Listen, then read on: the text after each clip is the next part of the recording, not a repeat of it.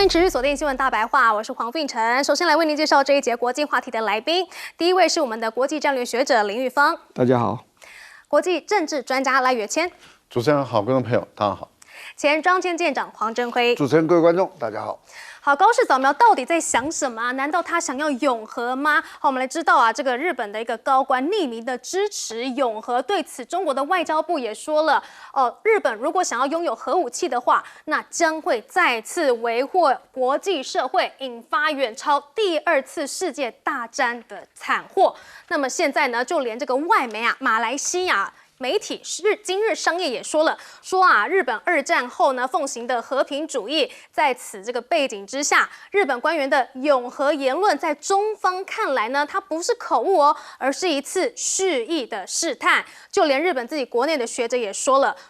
日本坚持当前的无核三原则是其他国家对日本信任的基本要求，而这一点正被现在的政府给置于危险之中。而来看到广岛，就是之前二战时候被投下原子弹的地方，他们的县议会呢也通过了意见书，要求要坚持非核三原则。这个是在22日召开的全体会议，就高市早苗研拟探讨修改非核三原则一事呢，全会是一致表决通过了，要求中央政府要坚持非核三原则。甚至日本的议员呢也称呢，日本正在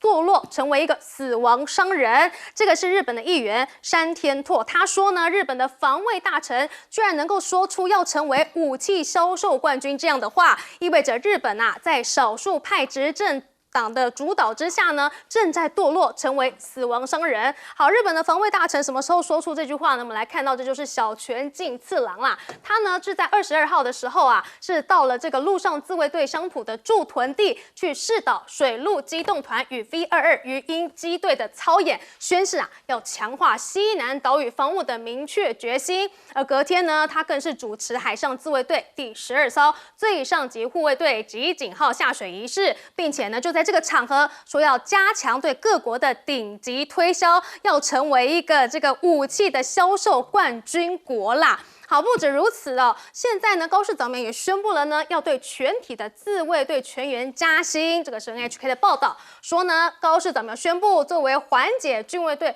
官员人手短缺的问题一环呢，将约定2028实施的自卫官员全员加薪计划提前1年执行，也就是2027就要全员加薪了。不过日本又是在部署武器，又是要为自卫队加薪，但是呢，美国是怎么样？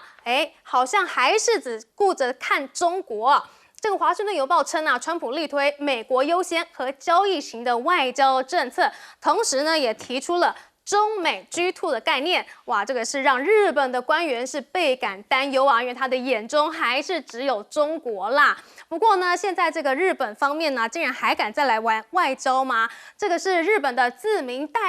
党的代理干事长，竟然是来到台湾去会见赖总统，在现在中日关系这么敏感的情况下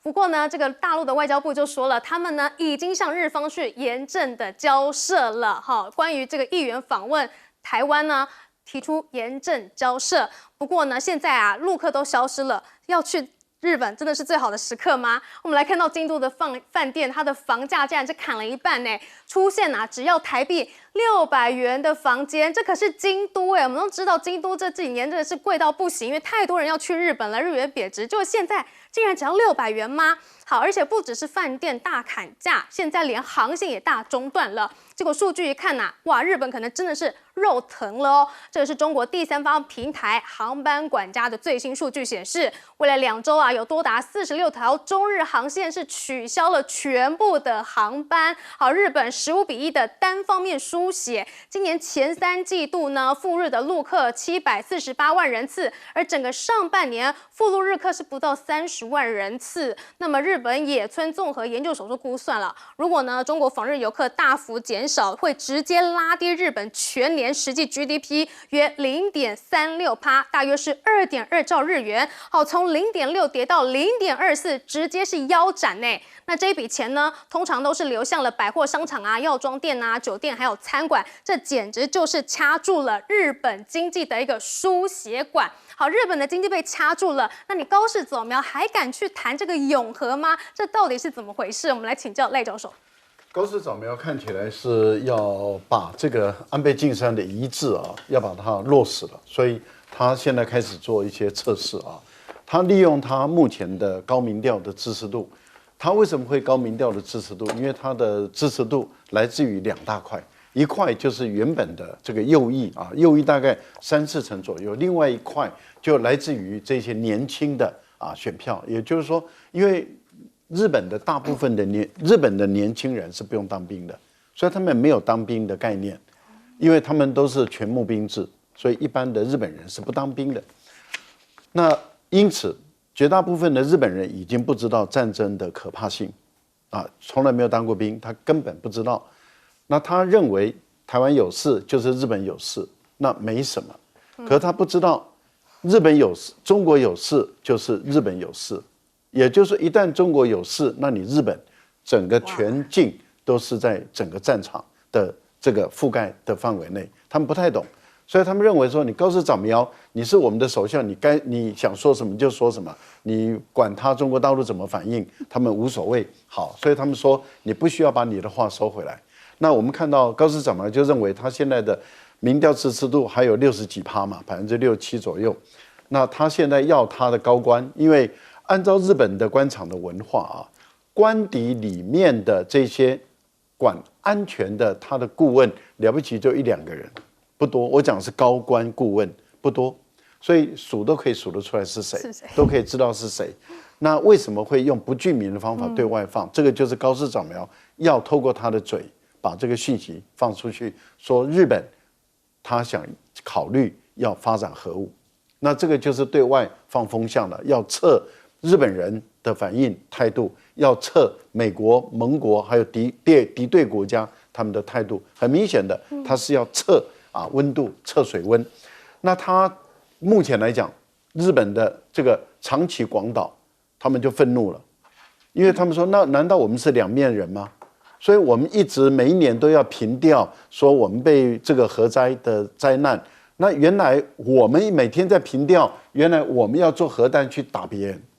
所以我们是两边人，所以我们是在演一场戏，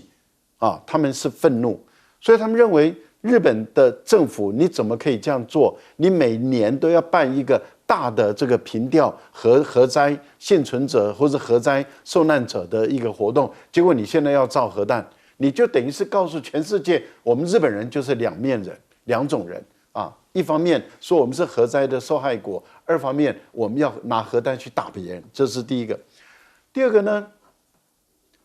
日本有没有这个能力？有。石原慎太郎在2012年的时候，他出了一本书，他那时候是日本的东京都的知事，后来他辞掉知事去选议员，他要组一个新党跟维新会他们跟维新会他们要组成为一个联盟，就是要发展核武。他的那本书里面就论证了，因为日本收了美国的浓缩钚215公斤左右不还，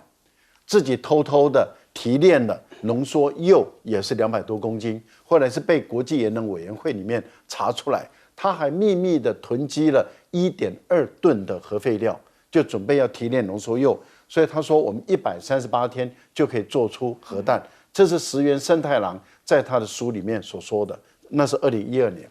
14年的时候，这个高市早苗的师父就是安倍晋三。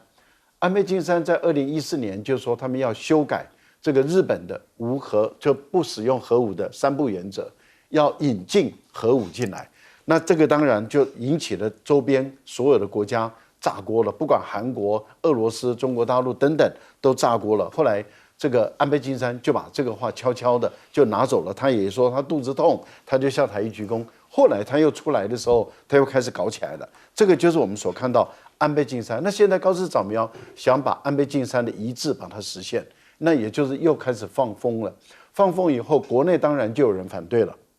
例如说石破茂他同党的这个就说你不可以这样做，这很危险的事情。那当然在野党也反对，可是日本的右翼、极右翼他们是支持高市早苗做的。那我们来看看外国的反应，美国的态度就不一样了。美国态度就说，你是主张你是推动核不扩散原则的领导国，那你自己本身是不是应该要守规矩啊？那这个是暗示性。可是问题就在于，美国又说我可以核保护你啊，那换言之，也就是安倍晋三的无核三不原则里面不引进，是不是美国暗示他要引进来的意思啊？那这个又让我们有一个想象的空间了。那俄罗斯的态度，副部长马上跳出来，我们已经开过会了，我们反对。那反对的意思，也就是我们到时候会出手。那大陆当然也表达震惊，那就表达会反对的意思。朝鲜更明白了，你有的话，我就会出手。那我们就来看看，到时候如果高市早苗开始在推核武了以后，是不是要用朝鲜的模式，在安理会里面制裁日本？那如果说美国投否决票，安理会无法制裁日本，而却去制裁伊朗，却去制裁朝鲜，那中国大陆相当有可能联合俄罗斯采用第二方案，也就是美国跟以色列去精准式的轰炸这个伊朗的核设施。那有没有可能俄罗斯跟中国大陆也采用外科手术的方法，直接把你的核设施炸了？这我们都不知道。但是我们看到，如果日本发展核武，那等于是在亚洲就推动的一个未爆弹了。没想到日本有一天会走上这个伊朗的后路吗？我们来请教林玉芳委员。这个核武的问题要分两面啊，一个是叫做核潜艇啊，核子潜舰啊，一个就是所谓的核子武器啊，那这两个东西来讲，在日本其实最早谈的是他们想要核子潜舰。我记得我在那边讲过，大概12年前还是13年前，我跟李鸿钧副院长，现在监察院的副院长，他们几个人到日本。然后其中一个朋友就约了石破茂进来，我们在吃饭的时候，然后就聊天。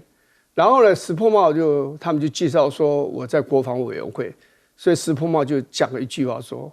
我希望日本能够拥有核子潜舰。”是这样子。他说，因为日本拥有核子潜舰的话，整个的作战能力会提升很多。我笑一笑，我说他不可能，他给澳洲不会给日本了，这样。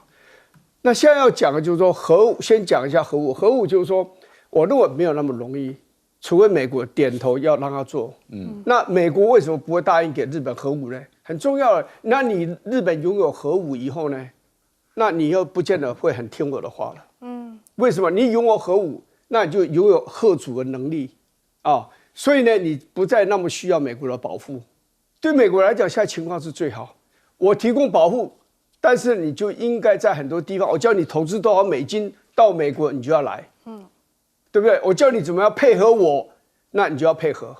那你拥有核武以后，你就不会那么听话了嘛。所以我觉得美国不会给他这个可能性很低。那所以我现在讲的就是说核子潜舰的问题了这说来说去跟川普是有关。你10月30号宣布允许南韩去建造核子潜舰，我跟你讲，很多人都吓一大跳，吓一大跳。你不允许日本拥有核武，你却让南韩去造核子潜舰，这两者虽然都不一样，但是至少你让这个从核潜舰到核武之间看起来距离就不是那么遥远了，所以他宣布了10月30号宣布给南韩让他去造核潜舰以后呢，马上11月6号这个小泉进次郎他马上就说，那日本应该拥有这个核潜舰他应该为他的那个舰队，日本的舰队添加核潜舰。所以一切事情就是这个麻烦制造者川普所发明的嘛。你不要去搞这个就好了。你让南韩拥有核子潜舰，你却不让日本拥有核子潜舰。那日本就觉得说，那我是不是低这个南韩一等啊？就这样子。所以说，日本这么多年来处心积虑会在储存这个核燃料，然后再累积它的那个制造核弹的知识，不是没有原因的。他就觉得说，你美国就是很奇怪，这个珍珠这个很奇怪的一个牌嘛，下得很怪异嘛。那我的感觉是这样的，核潜舰如果南韩拥有的话，未来美国要拒绝日本拥有核潜舰是不太容易的。因为你没有理由说，我隔壁的南韩可以造核潜舰，而我日本不能造核潜舰，你告诉我是什么理由？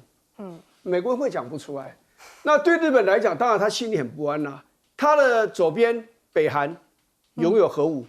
他的头上的俄国拥有核武，对，再稍微远一点的中国大陆也拥有核武，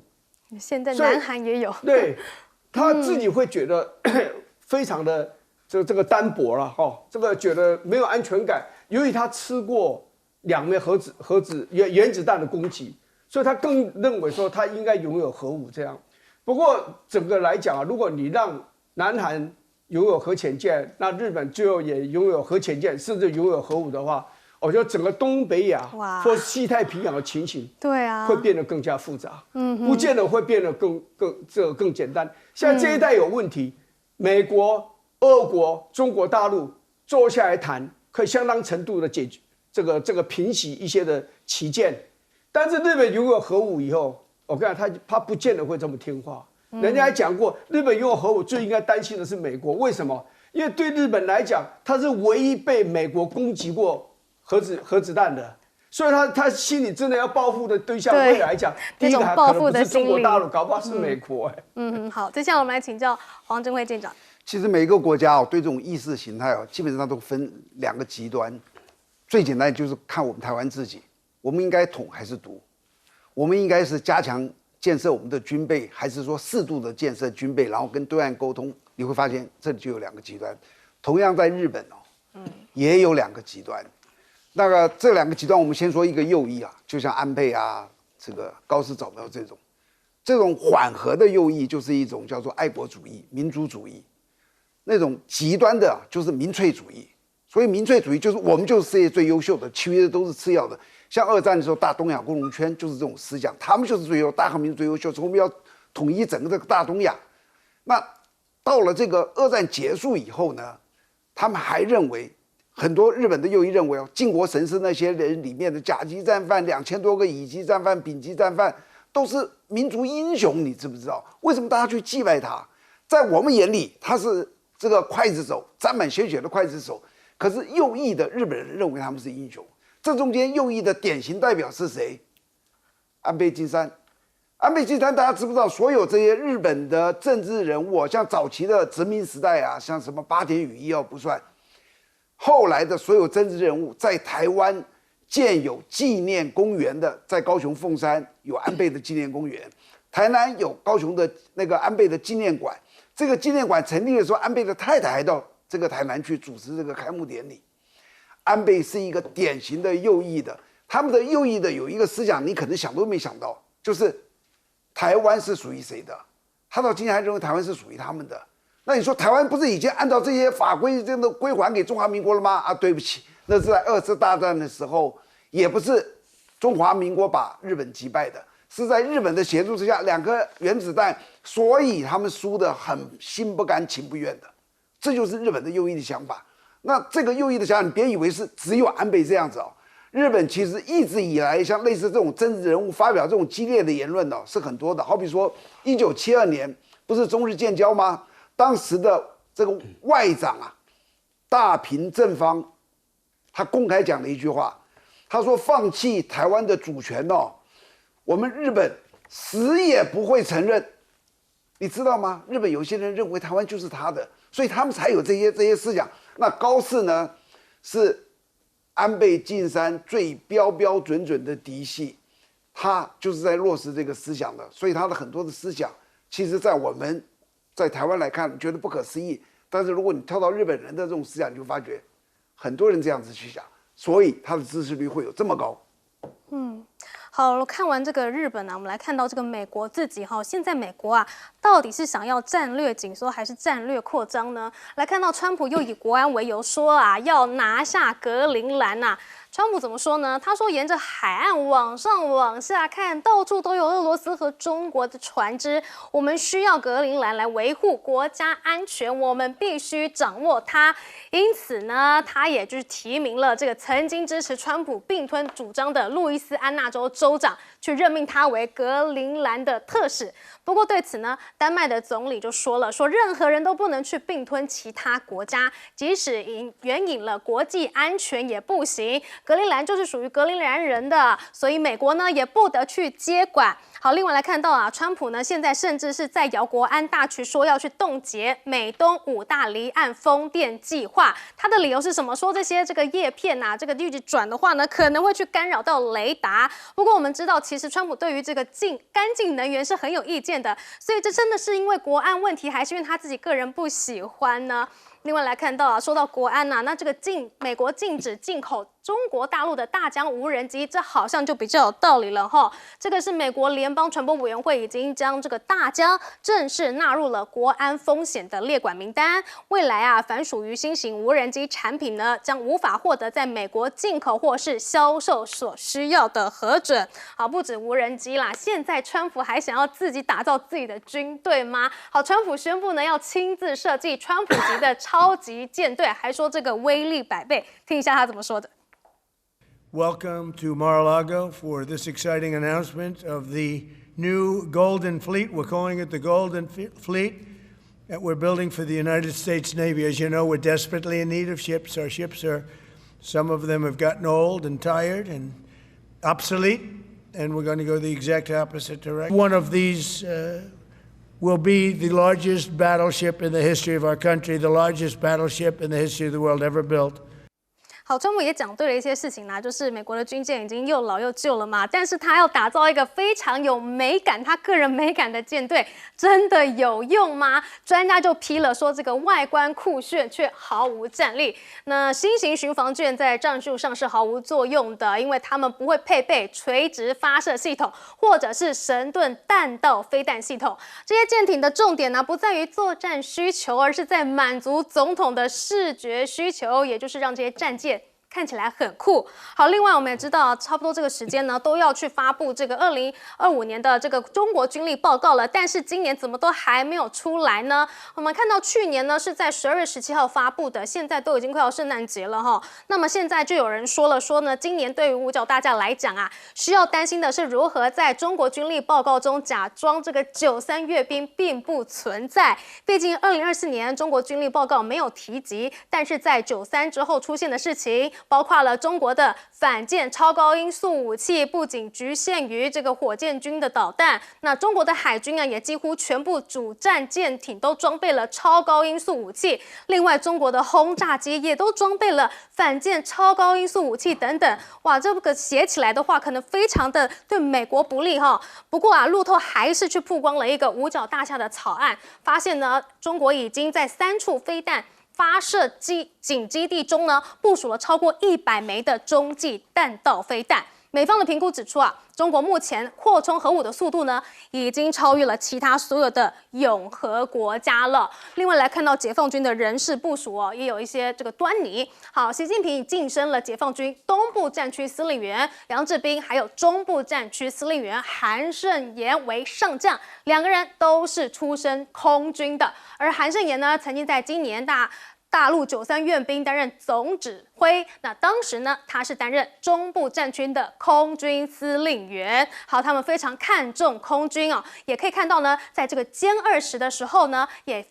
测试了他们的副油箱。那这个副油箱呢，这导致歼20的这个作战的战略的半径呢是大大的扩张了哈，歼20的作战半径呢为1500公里，那有望再增加1000公里使它这个总作战半径可以达到2500公里，那这已经可以有效覆盖第2岛链内的重要空中与海上目标了。好，除了这个副油箱增加它的这个距离之外呢，中国的引擎也开始逆袭了吗？好，歼20在2022年正式亮相，2021年首次对外展示，搭载了中国产的引擎版本。那2024年呢，也首度公开亮相的歼35呢，同样也是配备了中国制的引擎哦。甚至啊，中国队也曾经换上了这个新型的运20的运输直升机，它的引擎呢也是中国制的哦，取代了原本的俄罗斯引擎。之前都说中国没办法产引擎啊，都需要靠美国嘛，但是现在呢，国产的都出来了哈，所以呢，现在川普还要去打造他的黄金舰队，来得及吗？我们来请教赖岳谦教授。川普确实已经开始启动对于格陵兰的夺取计划了但是能不能在他的任期内完成，我们真的是要密切的观察。但是如果真的是在他任内完成的话，我觉得这个对于全世界的国际秩序会是一个很大的冲击。为什么说它已经开始启动了？我们都知道，你如果承认一个国家的主权，你派过去的他就是大使嘛，你也可以是公使，等级比较低一点也可以，但是你不能够在一个国家内你派一个大使，你同时又派另外一个特使，而这个格陵兰的特使他的任务就是让格陵兰脱离丹麦而独立，然后脱离丹麦独立了以后，再去公投并入美国，加入美国，成为美国的一个特别行政区。我觉得这样子的一个做法就已经是太超过了。那这个过去就是川普他不是阴谋，他是阳谋，他直接就大啦啦的说嘛，他是说我就是要推动这个格陵兰从丹麦独立出来。他也派他儿子登岛去视察去看。那现在他已经派了特使了，那这个特使路易斯安那州的州长，他的任务就是去联合这个格陵兰的岛上的居民6万多人而已，亲美的把他们组织起来，给予足够的资源，然后让他们在岛内推动脱离这个丹麦统治的一个独立运动。这个部分里面就坦白说，姿态就摆得很大了，而且他这样的一个宣布，对丹麦来讲，他的主权就受到挑战了，受到直接的攻击，然后因此他事实上是被霸凌，被美国人霸凌。那他表达抗议，表达愤怒。可是我们要问的是，欧盟呢？欧盟的冯德莱恩嘴巴闭得紧紧的，可是这个不是欧盟当初他们欧盟加入的时候，是一国被侵犯，他国要共同来维护之，而欧盟竟然不吭一声，这个简直是令很多人都觉得匪夷所思。那也就是说，欧盟现在这个组织，坦白说形同虚设了，也可以解散了没有意义了。另外，大疆的使用者，他们自己都说了，有很多人他本身就是道道地地的爱用国货者，可是他说，美国的无人机无法替代大疆。为什么他们会用大疆？因为便宜，价格好，然后好用，品质好。他说，美国的无人机跟大疆无人机根本是不能比的，没有人会想要用美国人无人机，大家都只想用大疆无人机。好，那你今天你剥夺他们使用大疆无人机，现在的情况是有很多小型公司就准备要解散了。为什么？因为他们帮很多农民，他们是去监看整个他的农场包括施肥，然后包括撒农药，然后甚至包括看他的作物的情况。他们事实上，他们有很多的这种小型的公司，专门来帮很多的农民，帮地方政府，帮消防警察，帮森林警察，他们都来做监视，来作为观察观测用的。但现在他们本身全部不能用了。然后他们自己本身知道，他们有些人囤了这个30-40架，可是他说我的零料件换了，我就再也拿不到了。那我到最后我的公司就只好瓦解，因为美国的产品没有办法覆盖它所能够产生的功能，那不是要叫很多人失业吗？所以我个人觉得，结果他们的一个结论我就可以用在这里了。他们说美国人，我们自己美国打输了，就用国家安全的理由，这真的是很糟糕的事。就像我们不断的用抗中保台来当理由吗？我们请教林玉芳委员。这个格陵兰是真的是很重要，而且会越来越重要了。除了因为它产很多的这种所谓的稀土就蕴藏量很大，而且也因为它是等于是监控俄国飞弹动向有朝北美飞过来的飞弹最好的这样一个监控点嘛。其实还有另外一个，就是地球暖化，有些北冰洋变得比较适合通航我们都晓得，这个9月22号的时候，中国大陆有个货柜轮，从这个舟山港走日本海啦，然后这个往上走北冰洋，然后到达英国，才用了21天呢。这个平常大概40-50天，它21天就完成了。所以这个就是美国想加强把这个格陵兰给控制的原因。因为那个暖和了以后呢，整个的很多的船队呀，都会出现在那个北冰洋这一带的这个海域啊。美国认为说，他要拥有这个格陵兰，才能够更加有效的控制这些水道啊。不过不管怎么样啦，这个是不太有道理的。你去看那个丹麦的这个总理跟这个格陵兰的那个他们自己选出来一个总理，他讲的话嘛。他的国家的这个边境哈，还有这个国家的这个主权啊，是深深的植基于国际法嘛。那你现在不能够说你要哪就可以随便把别的国家给吃掉嘛？尤其我觉得很好笑的一件事，就是说这位路易斯安那的这个州长，你好好把你的州搞好吧，你当什么特使啊？很奇怪，这不务正业嘛，对不对？然后他想说，这个是个这个自愿的这样的一个职务了哦，然后呢要做什么？就是要让格陵兰成为 a part of the United States。你要怎么 make？ 他用 make 这个字，你这做蛋糕一样就可以把它做出来，是不是？那他当特使，他到那个地方去，他一定是要鼓动当地的人民嘛。他透过公投让他们脱离丹麦，然后再经过公投投入美国的怀抱嘛。你说美国人有没有把握？我跟你讲，这个可能性其实还蛮高的，因为格陵兰只有56000人、57000人左右，这么少的人，这些人的这个经济条件也不见得很好啊。应该说他们的国民所得其实是不高的啊。如果美国说好，你们再进来，我给你们在经济上什么样的援助、什么样的照顾，你认为这些人的选择会是什么？穷爸爸跟富爸爸之间做个竞争的话，那你富爸爸当然会拥有更多的这个优越的条件来吸引人啦。所以，但是呢，不管怎么样，你不管条件多好，也不管丹麦这个格陵兰人民最后做什么样的决定，你一个所谓的世界的最强大的国家，而且你号称是自由、民主、正义的捍卫者，然后你用这样一个放话的方式，好像就像你川普在纽约或在佛罗里达去标售一块土地一样，这是人家主权国所拥有的一个地方。丹麦虽然说让这个格陵兰高度的自治，选自己的总理，建立自己的国会，可是基本上外交跟国防还有货币发行的这些权利是在丹麦政府手上的，而且丹麦还不仅是欧盟的一员，它还是北大西洋公约组织 NATO 的这个创始会员之一。那你美国跟 EU 没有关系，你跟 NATO 总有关系吧？你这样子要吃人家自己，你们算是自己人呢？你们是建立一个防卫的一个体系，然后你们说体系里面的一个人要吃掉另外一个人的这个土地，然后就这样子讲了，好像很轻松，好像到市场去买菜一样这么轻松，对不对？我认为这个是没有道理，因为你如果是这样干的话，那请问你跟俄国人要把这个乌克兰给吞下来有什么两样？对不对？你就是在侵占人家的土地嘛，好，对不对？这个是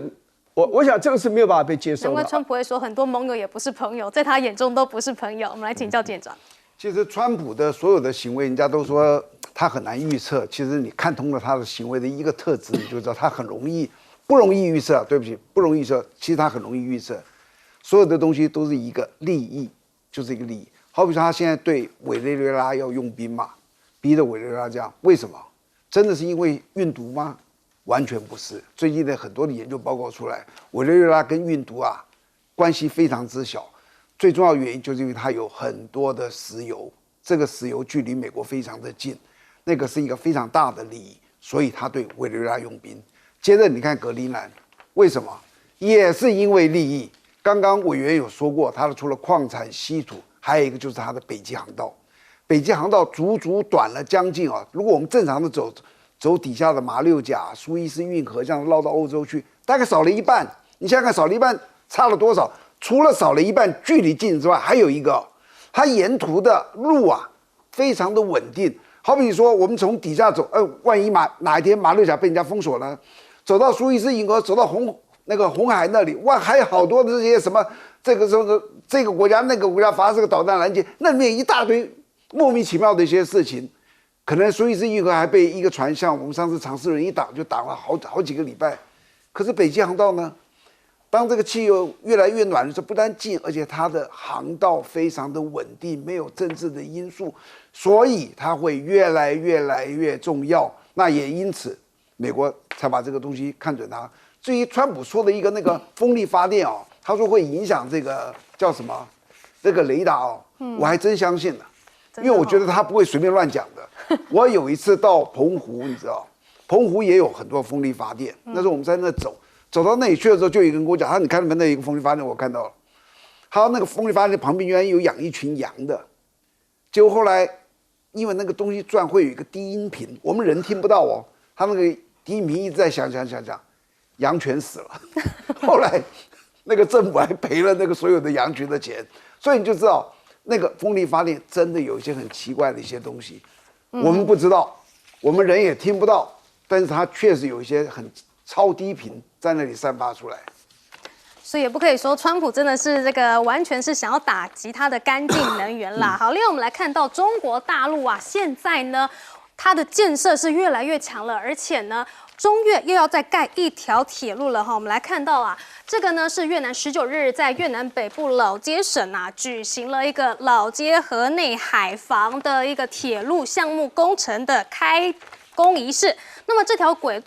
铁道的设计呢，就会呢将这个中国的铁路打造在中越跨境铁路连通，连接一个越南北部与中国西南地区，好进一步的接轨中国的一带一路。这个目标呢是在2030年完工。好，那除了铁路之外呢，在港口的部分也是哦。现在呢，中国跟越南之间啊，竟然是要创造一个智慧的货运港哦。这个是20日的时候啊，有一辆载满电子产品的无人驾驶的货柜卡车，它是从中国的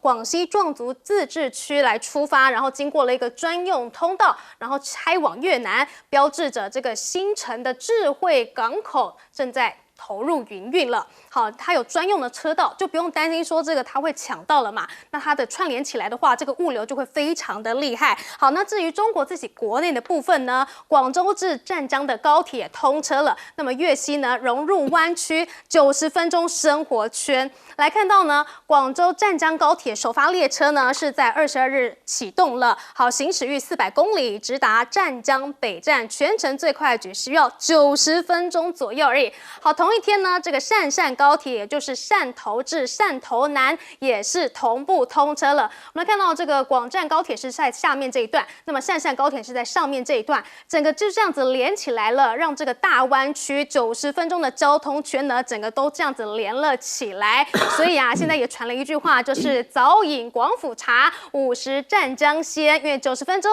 你就可以南上北下都非常的方便了。好，除了这个粤西之外呢，我们来看到香港的部分哈。现在啊，同时悬挂着粤西与 FT 的车牌，私家车呢率先分别驶入了珠港澳大桥、珠海公路口岸的一个出境车道，这也标示着啊备受关注的粤车南向驶入香港市区政策呢，也正式落地了。好，粤港澳大湾区互通互联，按下了一个加速键。好，另外我们来看到呢，这个广湛高铁呢，也将要连接湛江至海口，那这个深度串联大湾区与海南自贸港。我们知道啊，现在海南已经封关了嘛，所以呢，要到海南的地方呢，就当然也要再建一个交通建设嘛。那现在啊，就要串联湛江北站到海口，往下串联，可以连到这个海南。另外，我们也看到海南封关了之后呢，整个岛就变成了一个免税岛。结果啊，免税销售额连4天都破1亿元呢。未来啊，大家就去这边买免税品了，所以也有望成为一个全球的度假胜地。那么截至22日呢 ，A 股的收盘，海南的自贸港指数呢也涨了9.28%，在概念板块中是遥遥领先的。那么18到21日啊，三亚全市的免税销售额竟然连续4天破亿哈，海口还有三亚的搜寻量呢也位居了全国热门城市的 Top 5。好，另外来看到这个北部的部分呢，我们来看到这个是包银的高速铁路，好，也就是包头至银川的高速铁路，现在呢也全线开通营运了。内蒙古的巴彦淖尔还有乌海呢，正式开启了高铁时代。那包头至银川呐，最快2个小时30分钟可以抵达哦。那么新鲜的这个核桃蜜瓜啊，还有优质的小麦粉啊、葵花籽等等的一些高附加价值产品呢，都可以直达京畿冀的市民的餐桌啦，就是以后在运送这些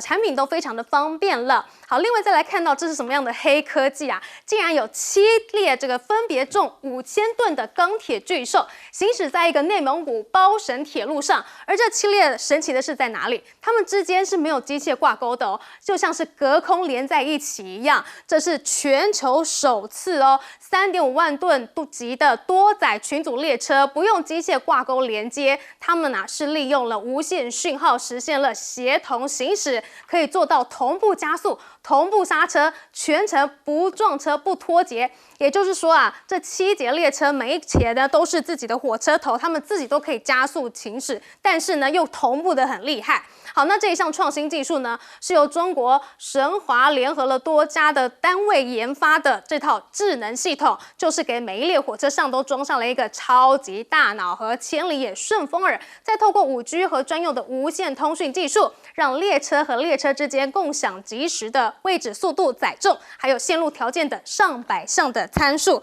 哇，这样看起来中国的交通建设也是进步的非常的神速。我们来请教赖岳天教授。越南它大概是分为北部跟南部啊。那南部的越南的官员如果进入中央的话，他们基本上来讲跟中国的关系会比较不好他们跟日本跟其他的美国的关系会比较好。如果是北部的官员在中央的话，占主流，那他们通常会跟大陆的关系会比较好，大概是这样分的那我们看到，就是前一段时间的这种贪污腐败的情况很严重，那绝大部分是发生在南部来的官员都被清洗光了。现在整个越南基本上来说，他们跟大陆的关系就比以往还要好一点，而且比较稳定一点他们以前所谓的阻止外交，很明显的看到他们现在跟大陆的关系比较稳了。那这个有什么影响呢？因为由于过去他们在南方在担任总理的时候他们比较多的是跟日本的这个高铁做合作或者是新建这些大桥，结果大桥新建到一半垮了，高铁到现在看不出任何影子来连征地都有问题。后来看起来他们都终止合作。现在他们跟大陆的合作，大陆只跟他们做到北部，也就是以河内为以北的跟中国大陆的广西他们的联通。那目前是有规划是3条线，也就是东部、中部跟西部各1条线那这条线第1条线已经开始要动工了，这显示出越南跟中国大陆的连结会越来越畅通。这个为什么会有发生到今天这个结果？主要的是因为中老铁路的完工，使老挝的整个经济获得很大的改善。然后老挝的经济呢，也就是辽国，它的很多的农产品就源源不绝的运到中国大陆来，大陆的工业产品也运到这个辽国来，所以对辽国的经济发展影响很大。后来泰国，因为泰国过去也选择是跟日本合作，也是失败了。那泰国现在已经下定决心，就跟中国大陆进行合作，所以这个铁路会延伸到泰国这边来。那这样的话，泰国在过去它就变成以前是假道辽国把它的榴莲运到中国大陆，未来泰国会有自己的铁路连接辽国再进入大陆。那现在越南也着急了，所以越南也希望尽快的利用中国的基础建设的力量，然后把它跟越南做对接那目前看起来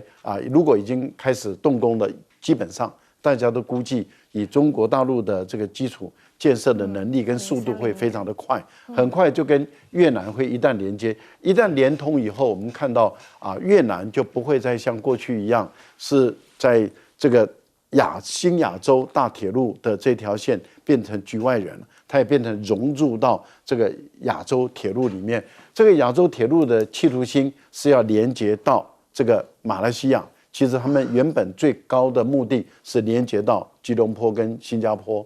那目前看看新加坡这一段能不能连通啊？那如果都一旦连通的话，他们的一日的生活圈就建立起来了。不过现在看起来，这个东南亚各国对中国大陆的依赖也就是越来越强了啊。我们先休息一下，待会回来。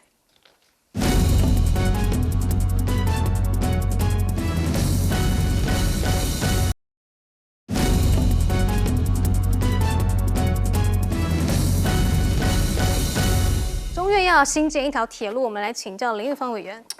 那很难想象哈，1979年的2月大概17吧，大概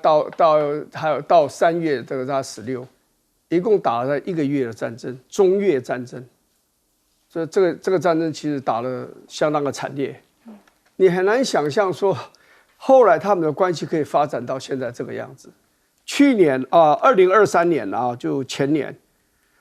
这个双方的贸易额，中国大陆跟越南是1719亿美金，到2024年去年是2052亿美金，今年到前面的10个月都已经超过去年一整年的贸易额，已经到达2079亿这个美金。就是两个国家当时在打仗，打了这样的激烈，史上还算是蛮惨重的。可是后来大家竟然可以很务实的坐下来。这个解决问题，然后进行庞大的贸易的这样的一个活动。这个就是说，这个国际政治有它很复杂一面，但是也有看起来有些国家是有很务实的一面所以这会给我们一些的联想啦。就越南这个国家跟美国打了20年的战争，我们都觉得这个国家很残败，然后继续走这种共产主义发展路线，大家这个国家未来完蛋了。可是他后来经济真的发展的不错，所以就是说我们要去写东南亚的一些的国家，他们那种灵活务实的手段是这种中小型的国家真的特别需要学习的，比如像新加坡、泰国、越南。所以越南跟中国大陆的这种关系的发展，到今天为止是看不出。有阻碍到越南跟其他西方国家的发展，他都面面俱到，应付得很好，这令人很惊讶。好，我们先休息一下，待会回来。